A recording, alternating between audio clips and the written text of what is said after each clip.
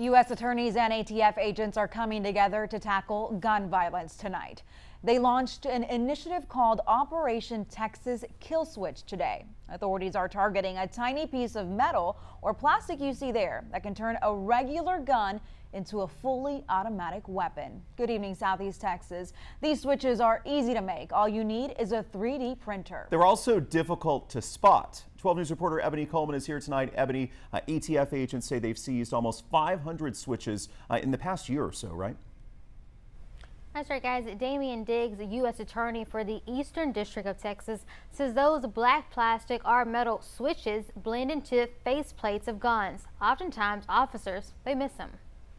Glock switches are very dangerous, particularly when they're in the hands of the individuals who do not need to have guns. Switches, they're easy to make and tough to spot. Just imagine if I printed this in black, you wouldn't be able to tell the difference between that and a regular faceplate. Police and prosecutors plan to crack down on what they call machine gun conversion devices.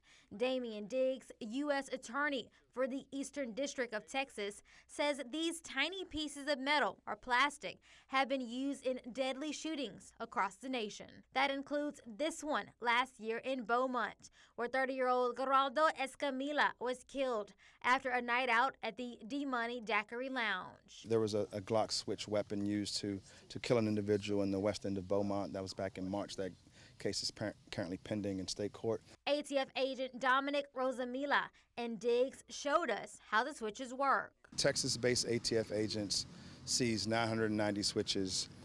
Half of those were seized in the last year alone. They can fire 30 rounds in 2.26 seconds.